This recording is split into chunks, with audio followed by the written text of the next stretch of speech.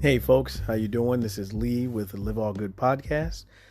Here we are with our next episode of Move the Needle. This is our monthly episode where we have those difficult conversations about various topics going on in the world.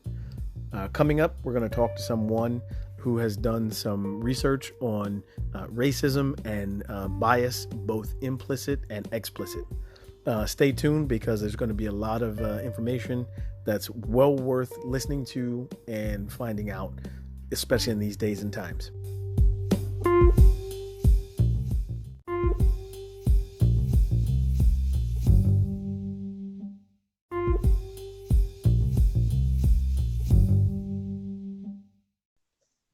All right, welcome back, everybody. This is the Live All Good podcast. This is our monthly Move the Needle episode.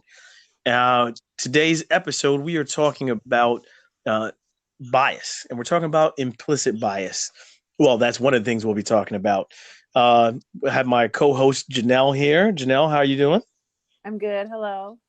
Henry, unfortunately, could not make it today, but I'm sure he will listen to the episode anyhow.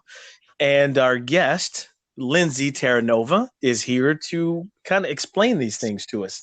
Lindsay, how are you doing today? I'm doing well. How are you, sir? Awesome. Good. Thanks for asking. So how do we even approach this? Do we start talking about implicit bias? I mean, how do you want to begin this conversation for us? Well, I mean, I think I want to start with, let's have a clear definition of what racism is. Okay. Because, I mean, that's what we're talking about here, right? We're talking about racism. So I think with having a clear definition of it, we want to define it as this belief that race is the primary determinant of human traits and the capacities and racial differences that produce an inherent superiority of a particular race. So the primary component of racism is power. And so I think a lot of times people get this confused with discrimination. And that's kind of like why you hear people say like reverse racism, things like that. But the aspect that they're missing is that racial discrimination plus power equals racism. So without that power, it's just discrimination. And so that power comes from centuries of oppression against Black people in the form of like slavery, Jim Crow, mass incarceration, violence, public policies, education, on and on and on. Okay, sure.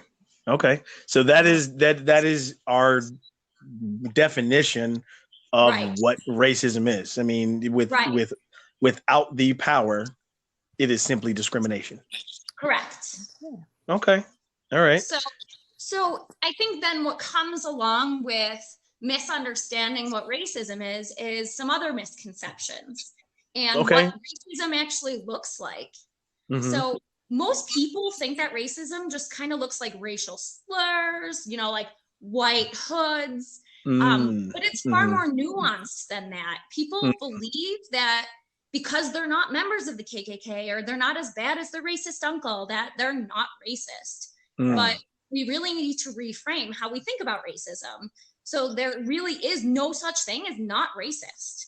You're either racist or anti-racist. So what you're saying, Lindsay, is that, and just for clarification for any listeners who might be confused,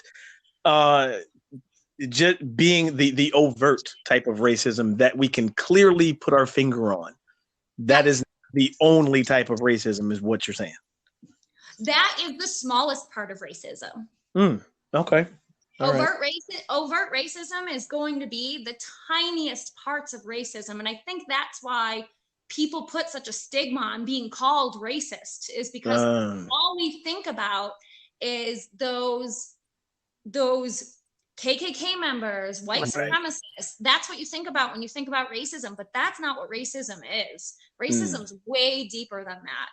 And so anti-racism is obviously the opposite of that, right? So there's racism and anti-racism.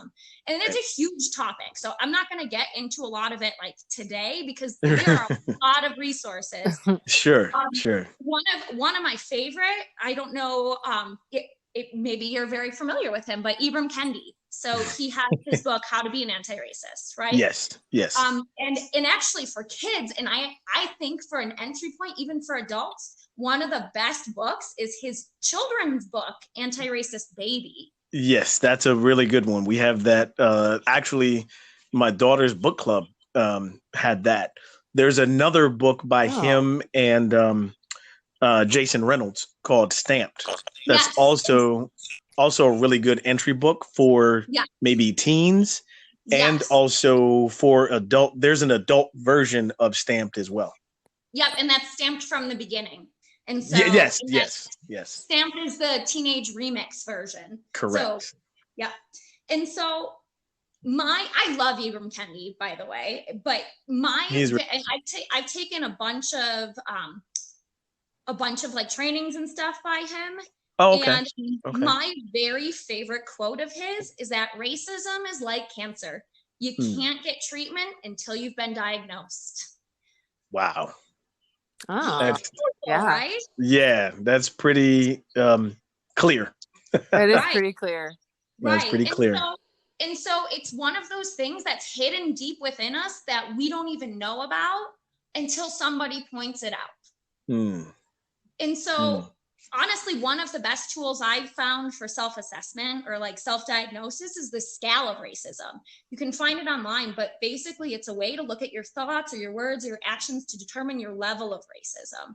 But really the most important part of it is just knowing that for most of us, especially white people, upon seeing this scale for the first time, you're going to get angry and you're going to not believe that that's where you fall on that scale, because most people don't believe that they're racist, and they don't realize that, like by saying things like, oh, but I have a black friend, that is actually part of being racist. No, I'm just being tongue in cheek here, but does it count if I say I have a black friend? Is that on that scale somewhere? It actually is on that scale, sir. Okay. and for those who are, for our listeners, I am a black man, so that's why I was saying that. I think, and actually one of the big misconceptions about racism is simply that racial discrimination is not possible with people of different races, because it is. Oh, I have experienced it on every level. I'm on both sides of my family. Absolutely. So yes, it is definitely a thing for all of us. Right. Racial discrimination is a thing for all of us. And that's the point is that no one's perfect. And like, that's why I like this scale, because it's just a way to get better. It's a way to look at your implicit and explicit biases. And and I mean, like, I'll get into that when, I want to talk about structural and systemic institutional racism before we get into the implicit and explicit. Okay. Yeah. Sure. Well, I wanted to make a comment or ask this. I think one thing that we can kind of maybe all agree on is that, because I do hear this from some of my white friends, or even just white people in general, is that, well, you know what? Stop blaming me because I didn't create this system or this, as we'll talk about in a minute, structure, right? Right. But can we actually all agree that none of us created it? None of us were born in, or none of us created it, but we were born into it unknowingly. Right. And that's that idea of racism versus anti-racism. It's like, if you're not a part of the solution, you're a part of the problem. Right. And if left with nothing else, we, based on our system, will inherently be racist. Right. Because we are automatically born into it from the beginning. We do not have the option. No, I'm going to choose something different. Right. Until you choose something different. And that's why there's no such thing as not racist. And we just need to take that out of our vocabulary, because you are either racist and you're abiding by these systems already in place, or you're anti-racist and you're fighting those systems to create equity and equality. Okay. No, that's absolutely. Yeah. So moving on from our definition now of understanding what racism is, and actually then being anti-racist. You're either one or the other. Yeah. What is, or can we dive into the systemic racism then? Yeah, and I mean, I'm going to go through it just kind of briefly. It's actually Okay. It's a huge topic. So hopefully some of the things, like for listeners, if there's something you want to like look into, I'll kind of just quickly touch on some of this stuff. Or for also the listeners can also, if you have questions, you can definitely send it through on the podcast. You can send audio messages, or you can even send it to the website. So yes. Yeah. And I mean, I'm willing to be available to answer questions too. So awesome. Thank you. So really, structural, systemic, institutional racism, they're pretty much often used as synonyms. And when people talk about these systems, it generally refers to the systems and structures that create disadvantages for BIPOC individuals and communities. And so institutional racism is the blocking of BIPOC individuals from receiving goods and services and opportunities within our society. And they pretty much, I mean, structural, systemic, institutional, they all pretty much mean the same thing. Yeah. It's these racist and discriminatory practices that they can be simple, but they can be really complex, and they infiltrate almost all parts of our society. And a lot of times it's things we don't even think about. So from the past and present, these are things like segregation, redlining, environmental racism, racial education gaps, school to prison pipeline, mass incarceration, overpolicing of BIPOC communities, healthcare inequalities. I mean, when we look at the systems of inequity and bias or racism, they're completely intertwined and they feed off of each other. And I'm going to explain that a little bit later on. And I was just going to say, that's a great point. Not only are they intertwined, but they feed off of each other. The more one happens, the more the other happens, you know? Like for instance, you were talking about the pipeline, what was it? The school to prison pipeline. Yes, sir. A bit of a personal story here. My cousin's son, in the state of Texas, I'll just leave it there. But, freshman in high school, first of all, I don't really agree with the police being in the schools to monitor all the activity. But that's another topic for another day. Yeah. But there was a case where my cousin's son was being bullied, and it was tired of it after months of being bullied. So went ahead and defended himself, right? Yeah. So technically, did he defend himself? No, because there was no physical bullying, but it was emotional. It was verbal abuse, right? All these things. But because he physically retaliated, or will I say attacked this other student, then he got a record because it was now a police matter. But that's the point that you're talking about. That happened in school.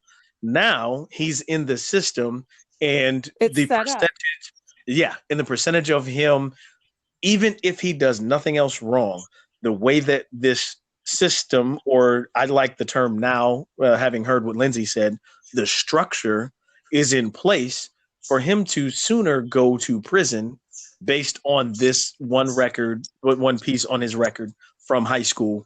But it's the reasons of what he had to defend himself for is what we need to look at, not the actual record that he may or may not have, Right.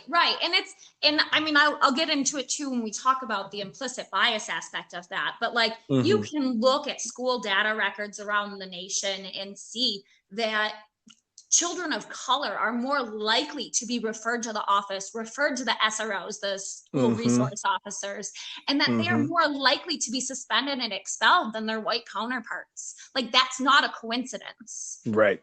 I don't know if it's just in my head or what, but I also have just even noticed, even on this, with this virtual learning, there's only a couple kids in one of my girls' class that is brown, and I noticed that he Mhm. is getting called on, or like his name is getting called constantly.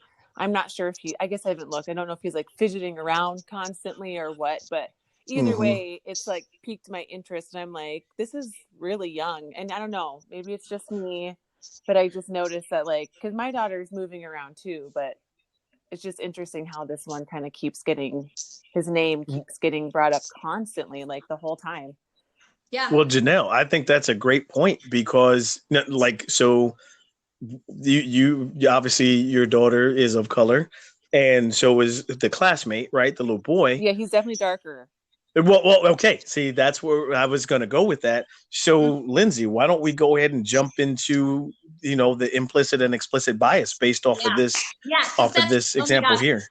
Janelle, it's a great segue for when I get to this part of the implicit bias. So I'm going to come back to that and give you some Sure. ideas here. Okay. So let's talk about really quick explicit bias. And this is going to be really fast because this is what we all know racism looks like. Okay. So this is not the hard stuff. This is that stuff, that overt stuff that we see. It's when one is aware of their prejudices and attitude about a particular group of people. So when you hear people make racial slurs or demonstrate overt discrimination, and honestly, it's really the smaller part of racism. And most things that we say and think that are racist, we don't even realize are racist. And so that's why I love Kendi's quote so much, that we have to be diagnosed before we can be treated, because we don't know that cancer is there until someone points it out. That's true. So here's that piece of that. This is the implicit bias. So simply put, implicit bias is the way we think on a fundamental unconscious level. Those associations that we have in our unconscious mind cause us to have feelings about things and even about people based on their age, gender, race, ethnicity, religion, socioeconomic status, education level, all of it. Those feelings drive our actions. Yeah. And this way of thinking is simply how our brain works. So these thoughts sometimes don't even align with our declared beliefs. And these thoughts so I'm going to kind of explain like how this forms. So when you're a baby, your brain starts making associations and categorizes things based on sets of rules. Okay. So for example, you see something furry, it walks on 4 legs, and it barks. What is it? It's a dog. So you have just categorized it. So when people see kids don't see color, that's why it's bullshit. Because they categorize it. Agreed. I got you. Okay. Agreed. Okay. Gotcha. Okay. So they have categorized, right? It has to be categorized in color. Okay.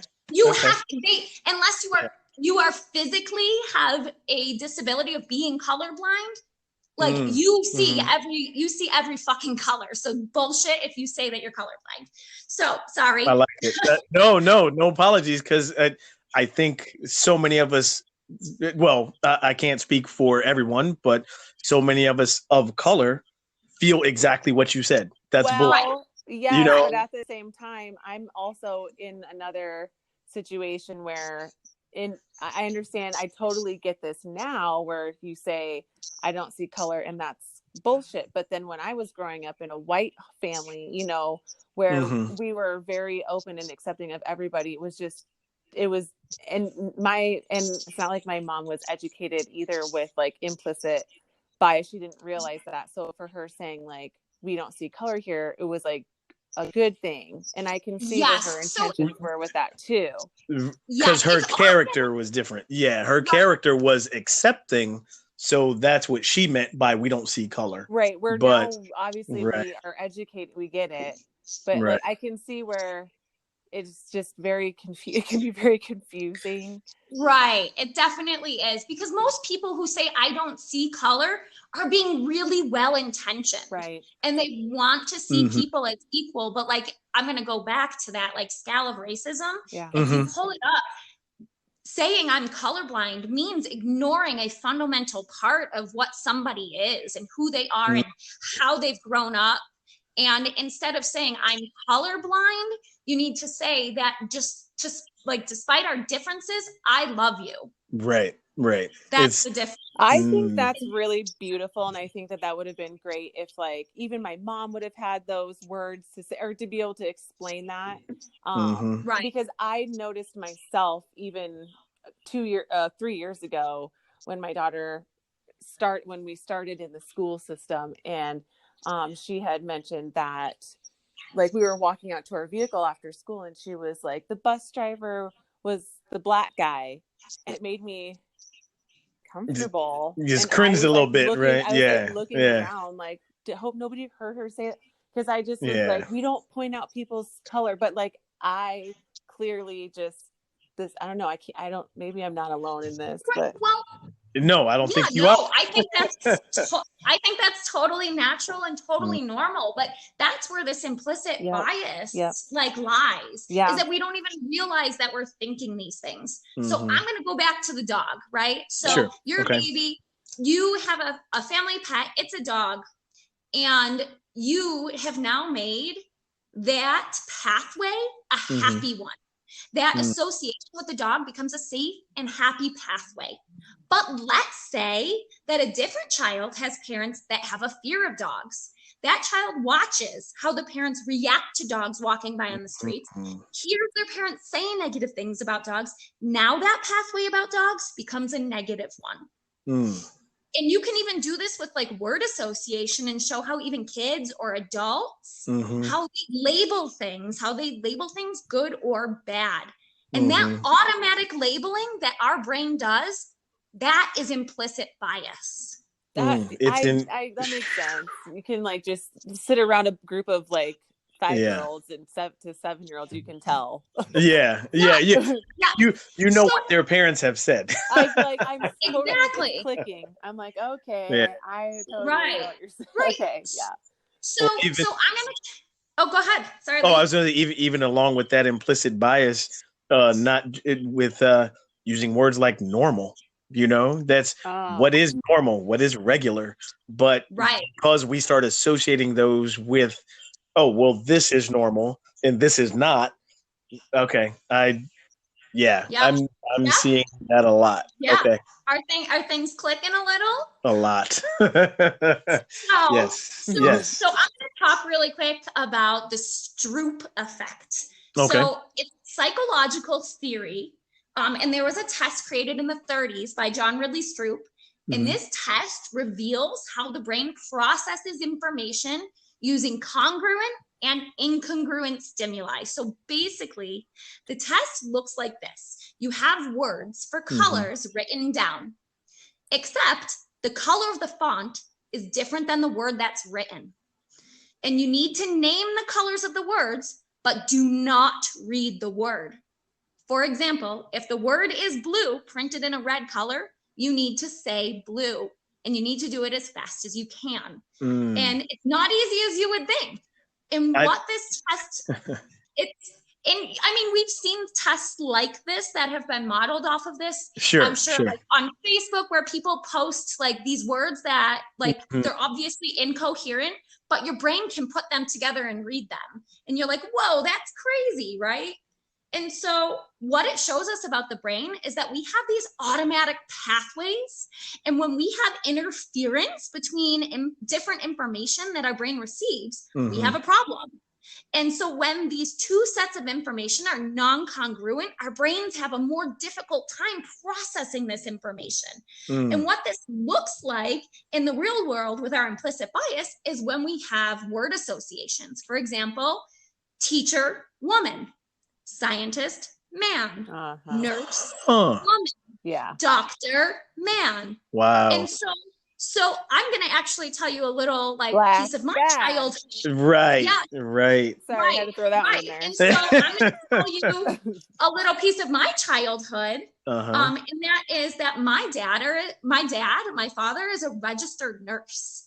And when I would tell people that my dad worked in a hospital, their brain already paired man with a doctor. Yeah. Oh. And they assumed he was a doctor and never, ever did it come across in their brain that, oh, he might be a nurse? Right. And this is because of our implicit bias. And in society, because of the things that we see, we hear, we read about, we create these pathways. And I mean, think about all the books and TV shows and movies that we've seen where the doctor's a man and all the nurses are women. Set up. Yes. That way. So, right. So these pathways are a completely normal function of our brain. Okay.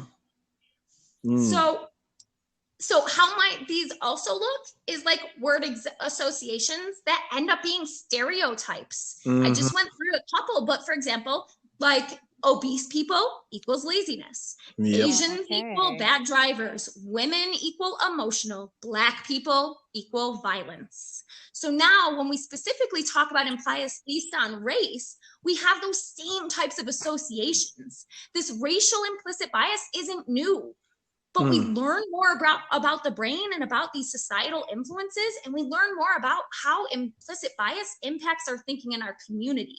And Harvard even has this really interesting study, and they have something that they provide free for everyone, and it's called an implicit bias test. And anyone can take these tests. They gather data on you, and at the very least, it can give you a pretty good baseline of your implicit bias. And it's not just on race. Wow. And so our implicit biases develop directly and indirectly through things like TV, movies, family, experiences. This is how our brain gathers data within our life. And we make these associations automatically. That's how we know stove, hot, fire, burn. Right. Those are why we know these things. And that's what implicit bias is. So the implicit bias. Sorry, I'm still processing it, but wow, it is so ingrained that ingrained is right. I see why structural, systemic, institutional. I can't even put racism to that. It's just it's the construct that was created that is ingrained for generations now. That is what has gone on. So that's why, oh my goodness. That's yeah. I'm not normally speechless, but this is one of those times. Aw, you're making me blush a little. That is true. I don't have words. Speechless. I love it. Oh, all right. Well, I'm gonna talk about racial implicit bias a little more if you want me to do that. Sure, but before you get to the racial implicit bias, let's take a quick break. Yes, sir.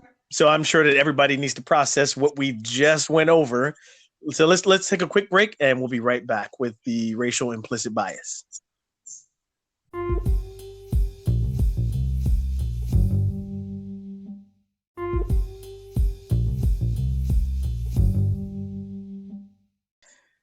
Okay, welcome back, everybody, from that short break.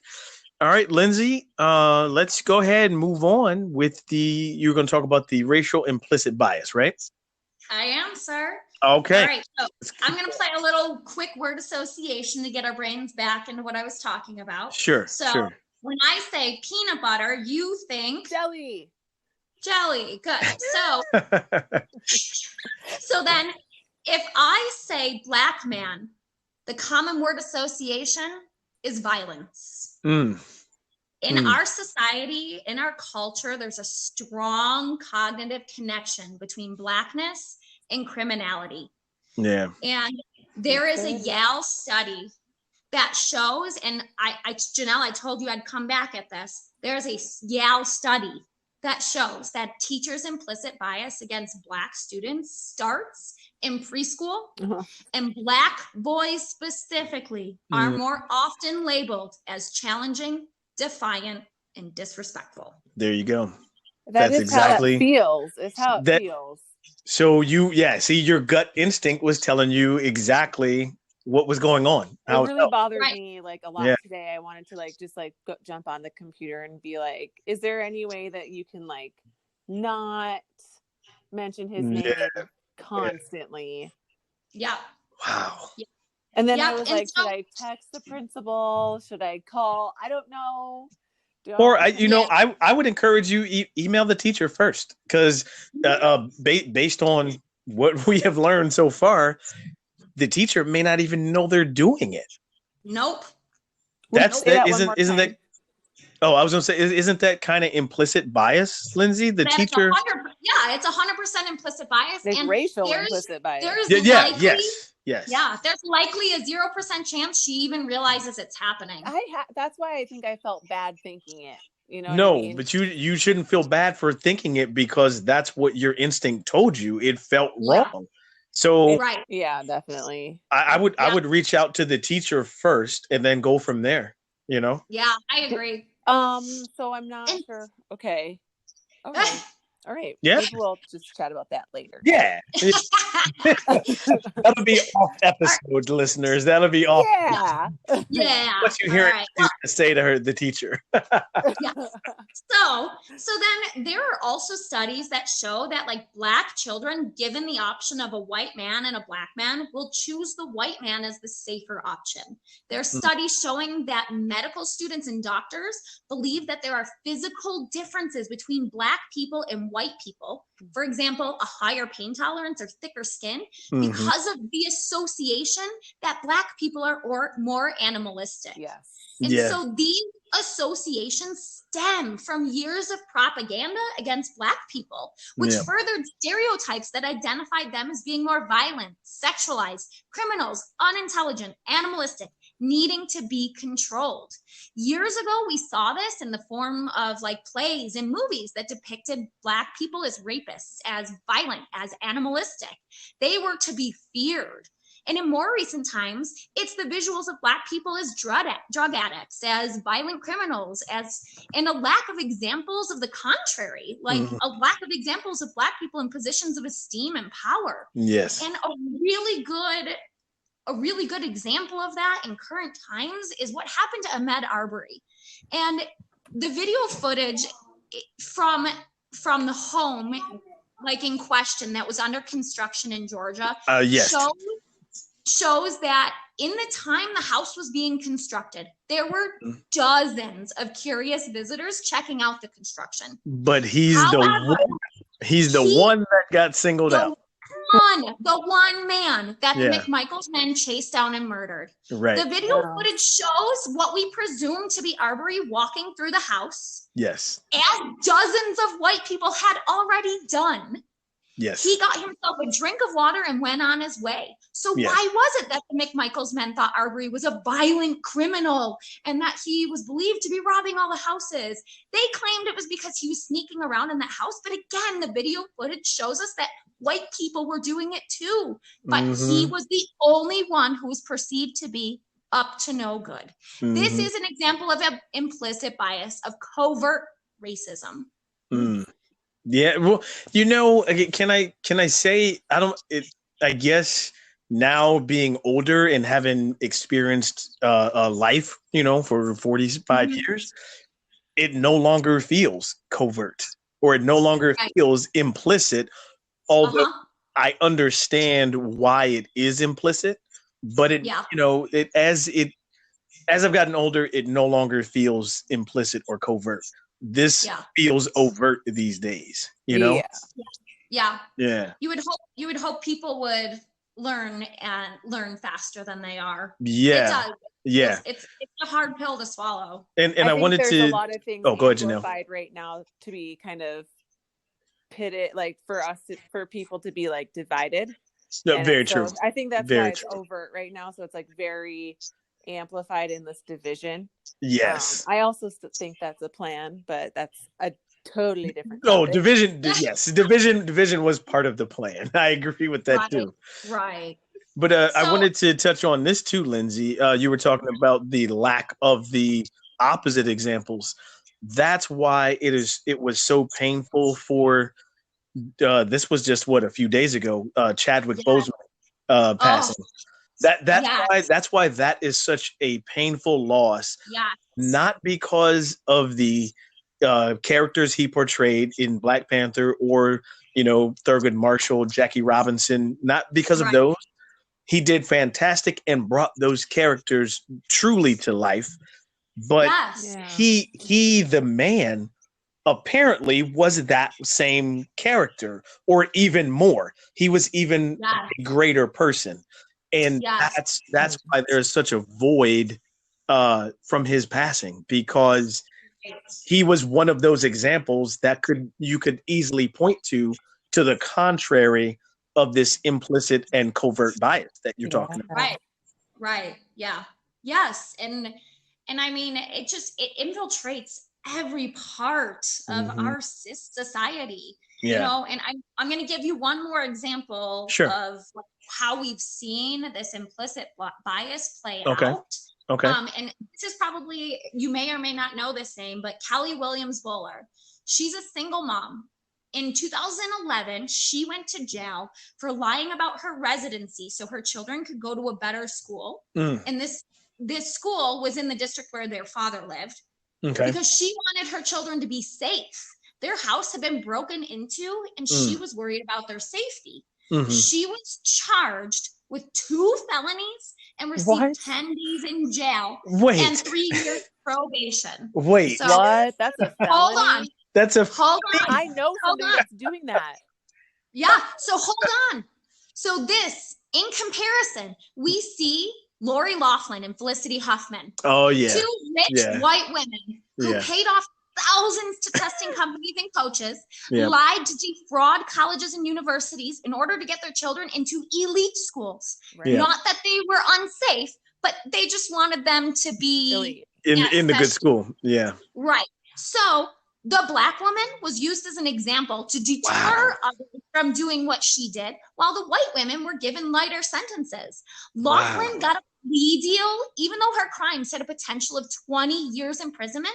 She's going to serve 2 months in jail and 2 months probation. Oh, man. Huffman pleaded guilty and was given a more lenient sentencing of 14 days imprisonment. She only served 11 of those and 1 year probation. Wow. So this is yet another example of Black people being looked at as more criminal than white people for lesser offenses. We see the Black woman and think she was just a criminal trying to defraud the school. And we see the white women and think, oh, they're just trying to help their children be successful. Exactly. It's this fundamental belief that it comes down to, and these things that our brain is telling us about people based on these pathways and categorizations we're making. Just like that boy who was who shot people because he was helping the police officers. Were like, there's like a group of people that are like raising money for him now, because he's white. And he was, didn't you see hours before he was like trying to get graffiti off of a wall? So he was doing really good things. Right. Or the same example you're talking about, Janelle, where they were comparing 2 different 17-year-olds in the media, where Kyle Rittenhouse is 17, and like you said, they showed him cleaning the graffiti, and he was just trying to help. But years ago, Trayvon Martin at 17 did nothing wrong but defend himself, literally. But his characterization in the media was there were traces of marijuana found in his system. Yeah. Right. But we're talking about 2 17-year-olds here. Or you just in general look at like some of the headlines now that have to do with like white crime, but they chose a Black person to put on as a picture. It's really confusing. But like you said, it's the structure. It's like setting it up. It's just wow. Can I just want to go back real quick to what was her name? The single mom, Kelly Williams. You said Kelly Williams Bowler, right? Yep. So obviously, in essence, she did the same thing. But technically, if it was the address where their father lived, that's where I'm confused too. That's not necessarily a crime. Were the kids spending any time at that residence? I mean, from the research I did, the rules were that it had to be their primary residence, and they lied about it. I see. So they could be spending like weekends there, or not the primary amount of time. That was not their primary residence, so that's why it was considered. I stopped short of using illegal, but a felony. A felon. That's not like a misdemeanor. Oh my gosh, a felony. Or how about just kick them out of the school? Like, sorry guys, right. didn't work. A felony. Yeah. Wow. Go to that length. Wow. Yeah. Yes. That's a structural deterrent, of course. Yeah. Yep. Ooh, right. So wow. I mean, like we look at all the examples, right? And I mean, when I first started getting into going down this rabbit hole, like it felt so big. It just felt so big, this whole thing. But I have kind of in my brain created a way to make this simpler, to look at it and to treat the issue of racism and marginalization like it's a tree. So, so you have to imagine a tree, right? Sure. And so in the root, we have implicit bias in our unconscious thought. And so the branches, those represent institutional racism, systemic racism, things like redlining, voter suppression, environmental racism, over-disciplining of BIPOC kids in schools, and so forth, right? So all these structures that we actually see where racism is being exhibited, right? All the branches that actually give us shade, okay? Right. And so we can look at racism like a disease. We see these diseased branches. And so a lot of times we start hacking them off, right? But those diseased roots are going to continue shooting out diseased branches. Yeah. We've seen this throughout history already. We have seen the cutting off of the branch that is slavery, and that diseased root just shot up Jim Crow. We saw Jim Crow get cut down, and the new branch of mass incarceration grew. If we continue only treating the disease by cutting off the branches, we can't really address the problem. We're just trading one diseased branch for another. So until we treat those diseased roots, along with cutting off those branches, we still have to do that. We will see, if we don't do those things, we will see racism continuing to thrive. Now, it's not one before the other. It's not like we have to do one before, because really part of treating the root comes from seeing the BIPOC community in positions of strength and equality. Nice. And so we need to be removing the barriers that are those branches while we treat the roots. I like that. Yeah. That was a good one. Yes. Say that again. Say that one more time. That's good. We need to move the barriers that are those branches while treating the roots. So that is powerful. Wow. That's I know. Dude. So you know what? I want to take a quick break because we got to process this. Wow. That's so let's take a quick break and come back because I'm pretty sure you are going to offer us some hope and some solutions about how to treat the roots of the tree. I am, sir. Yes, I am. All right, let's take a quick break. Let's everybody process this, and we'll be right back.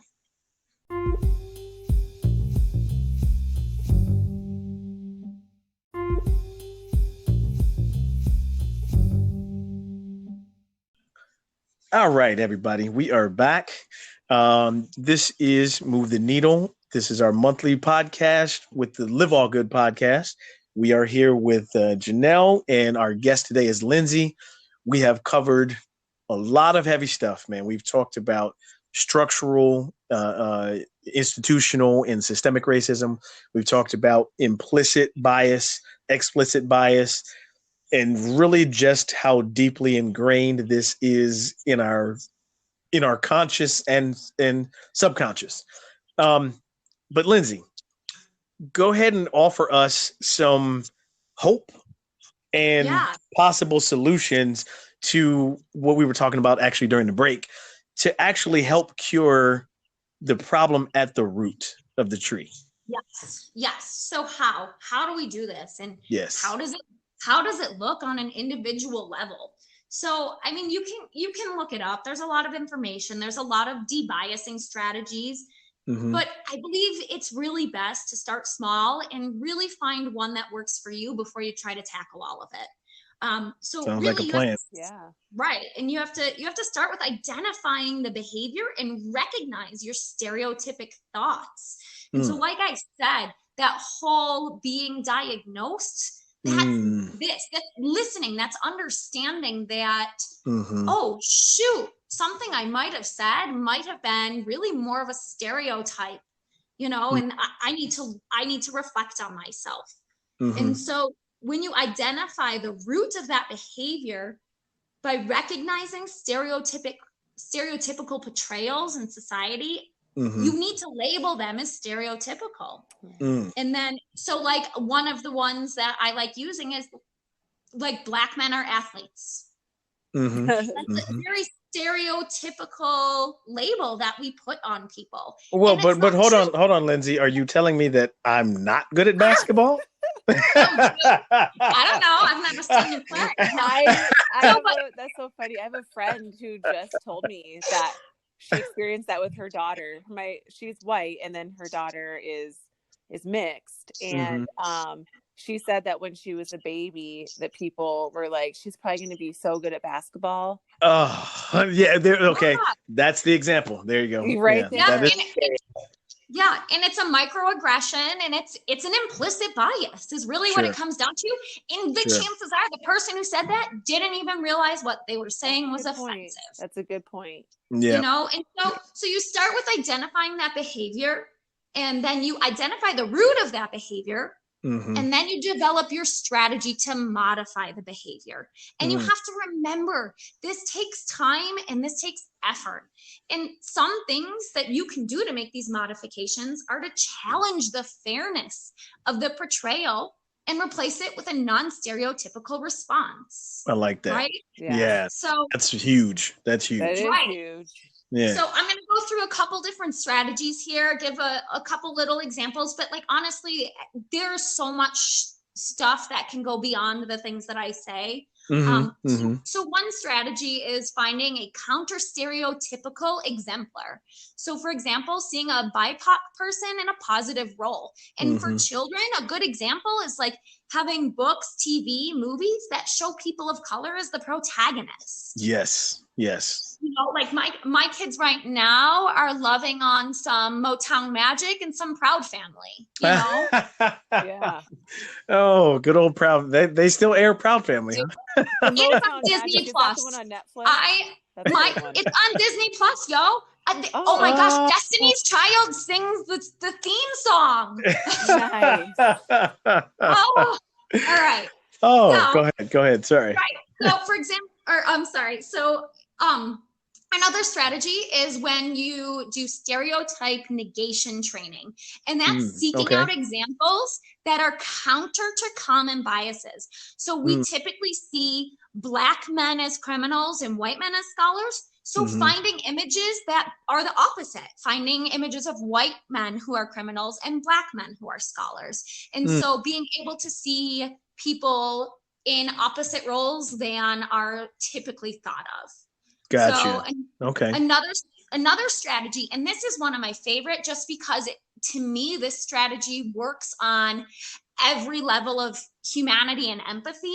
Okay. And in this, that's why it's my favorite. But the strategy is to remove generalizing of people from your normative behavior. So instead of saying things like teenagers are bad drivers, you say that teenager has a problem driving too fast. Yes. Oh my gosh. That bugs the crap out of me too. Actually, that whole generalizing of like one person's mistake. Right. I've been the target of like that generalization a lot. And I brought that up a lot growing up. Like, seriously, you had an experience with one person, so we all are like, you know what I mean? Right. Like, what in the world? Right.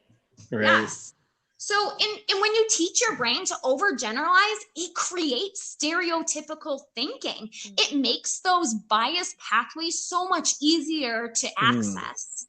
So another strategy would be to avoid your gut reactions and first impressions and recognize that it might be an implicit bias and give yourself a chance to change your reaction. So an example of this might be, say, a white person sees a Black person walking down the same side of the road as them, and their instinct might be to be scared and move to the other side of the street.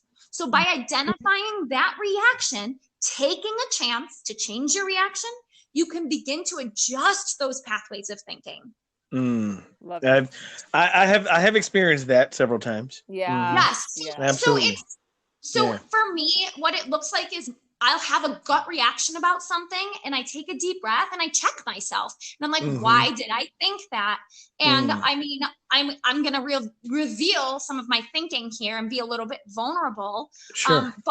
But there was the instance where, and I'm going to forget his name. So you're going to help me here. Sure. Go ahead. The gentleman who was shot in the Wendy's parking lot. Do you remember that one? What is his name? Rayshard Brooks.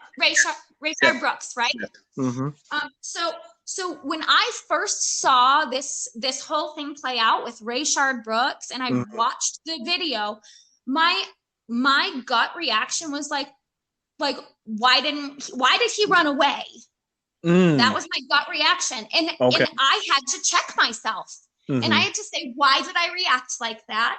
And how do I change that reaction? And how do I look at it? Because we all have these biases. Absolutely. And the only way to make them better is to check them. That is the only thing we can do.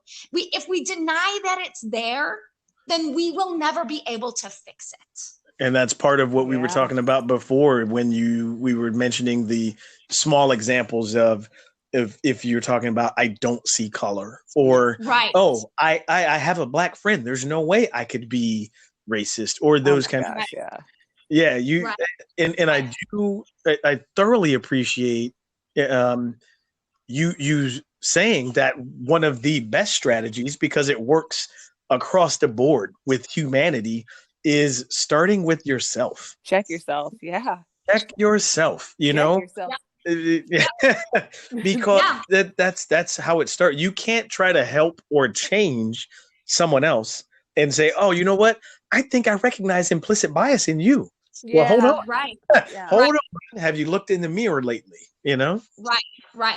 And that's why I really like that scale of racism, because it's a mirror. It's not a lens. And back to another pot, have you met the kettle? You know, but that's, you know, that's deep. But you have to start with yourself. Absolutely. Right. So, and then, I mean, this work right here that you guys are doing, this is another big strategy. And it's simply to have conversations with people and listen to people who are different than you. Yes. And so a great resource for this, for people who are interested, is Courageous Conversations. There's a book by Glenn Singleton called Courageous Conversations About Race. And it provides a lot of strategies to accomplish this. Nice. So basically, the goal with all these new associations, with all of these strategies, the goal is repetition, being intentional, and challenging the fairness of the portrayal, and replacing that with a non-stereotypic response. That's great. Yes, that is. Like, everyone should have like a printout of that. Yes, that should be it. Like, keep it in your wallet, and you're like, just check myself, read it. Yes. Yeah. And I mean, it's a habit, right? And habits take time to form. Yeah. So when we talk to people and we explain these things, part of like the Courageous Conversations is giving people the grace to reflect and learn. Yes. And to understand that it doesn't matter how somebody comes to you. What matters is that they want to be better. Yes. And they might not be in the place you want them to be. They often aren't. But the point remains that if they're willing to do the work, it might take them a while. But we have to be understanding of each other and realize that these are deeply ingrained things in people's brains. And that those pathways take a long time to rewrite. They do. I'm seeing that now. I feel like I went in when all of this kind of became amplified in May. I felt like I had tunnel vision for a little bit. Like, it was hard to really kind of see what you're saying, Lindsay. And now I've just I've really just taken a step back and just been able to almost like step outside of it and look in. Right. And so I'm like hearing, you and I have talked before about some of this, but I'm hearing you much differently today than before, just because I feel like I am in such a different headspace. But Oh, I love you're right though. It really takes a little bit, like to even to like put your wall down and be like accepting of somebody, like willing to, right their wrongs or whatever. I have to do that too for things, but with racism, it just feels it's a lot harder. Or Janelle, even in the short time we've been working together, the very same thing. We also have to, what we talked about a couple episodes ago, where we're calling people out on these things, right? Yeah. But we're not stopping there. We call them out, but then we're calling them in. If they're willing to listen and be part of the difficult conversation, we are offering that platform, that safe space for them to, as Lindsay put it, kind of reframe these pathways. That's what we're trying to do. And we're all kind of doing that work ourselves at the same time. Exactly. Yeah.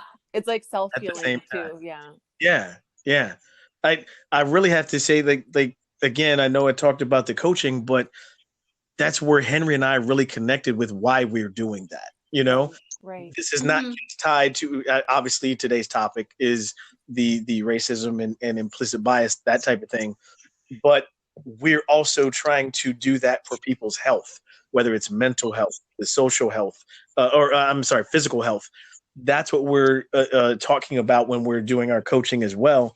And it really aligns with what Lindsay has brought up here, how to really try to dive in and go to the root and reframe that connection in your brain so that your brain then can trust your gut instinct. Because like Lindsay talked about, you had to, one of the strategies is not to react to your gut instinct. That's because there's a disconnect between your brain and your gut. Right. And if there's a disconnect, one doesn't trust the other. And trying to realign those is what you're talking about. Right. It's the Stroop effect is what it is. Yeah. Yeah. It's having that association and trying to challenge that and challenge those things that are different. So I think that should be like that should be exercised in school, like with the kids really young. Yes. Yeah. Starting young. That Stroop effect. Just kind of like play or with part of the bit. training. The training. Yeah. Well, I think the beauty of all of this is that once you start doing it with one thing, let's say race, it starts to infiltrate other areas of biases, and it starts to open your mind into like what biases you have about maybe people who are of low socioeconomic levels, about people who, have disabilities or the LGBTQIA community. Yes. And so it's not just about race, but what I like about associating this so closely with race rather than the other things is this is just so pervasive and honestly so overt and in our faces that it's a really good entry point. We have a lot of examples and a lot of research, and it helps change your mind so that eventually that trickles down into those other areas to develop more empathy for other people. I have had that exact conversation with people that, yes, all these other things exist with inequality as well, but this one is the most overt. And so if you start here, and a great entry point, we love it. Yes, you will be able to trickle into the other areas that are also unfair and unjust and unequal. Yes. Absolutely. Yes. Because honestly, once you start noticing your prejudices and when that becomes like a regular way of your brain thinking, you notice it with everything. Yes. Yeah. And you just start questioning. It's a great practice of self-reflection because you just start questioning things. And I mean, really, this like leads me into the takeaway because ultimately we have to understand our own biases and treat it at the root to create change. We have to focus on having a growth versus a fixed mindset. Yes. Yes. And at the end of the day, we have to understand that these implicit biases, they're malleable. They are not true. permanent. They're not made of stone. And with empathy and self-reflection, we can change. We can take those negative pathways and mold them into something new. I know this because I'm proof of the work. I started this journey 12 years ago, and I'm here today. And I can't say, like I said, that I don't still have my own biases, but I work really hard to change them. It is work. It is not play. And it takes time. And I mean, I'm passionate about the work, and it is a commitment. But if we all do a little bit, then it makes it easier for all of us. It needs to be our normal. You know, and I think it's important to have these conversations and create relationships and be open to changing your mind when you're presented with new information. Absolutely. It's truly a journey. And I mean, I believe in giving others the time and the patience and the empathy to change. And it's just not going to happen overnight. No, you are absolutely right. Wow. That's a mic drop right there. Boom.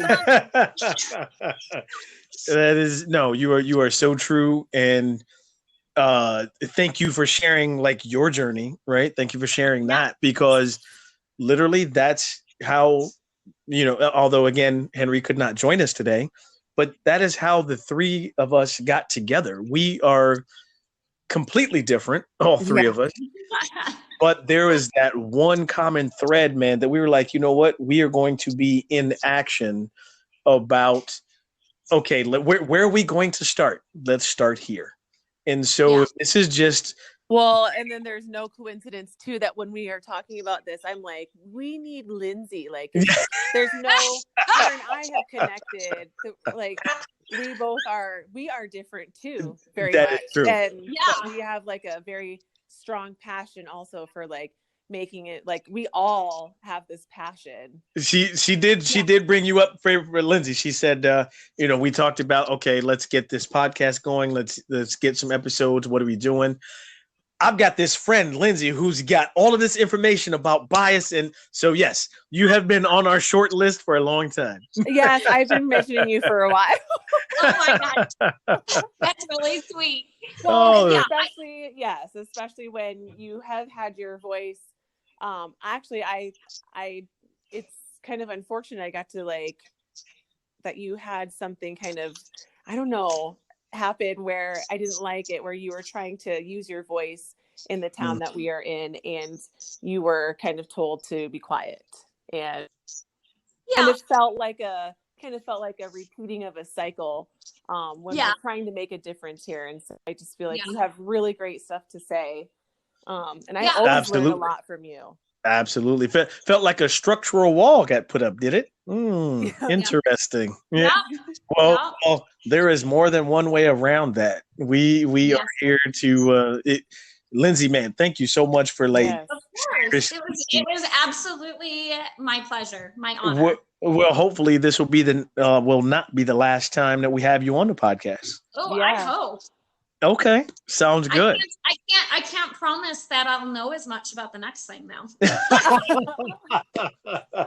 Well, that's okay. We'll have another expert on, and then you can have a turn in listening that day. No. Oh, awesome! Thank you so much, Lindsay. Thank you for your time, listeners. We really hope that you take the time to really dive into a lot of the strategies, but also, you know, use that scale that we talked about in earlier in the episode. There's a lot of good stuff, a lot of good information here about starting with yourself. Start with yourself. You cannot make any changes for anyone else. Do it for yourself, and it's one person at a time. And that's how we will continue to really fight this war that we're in. So multifaceted.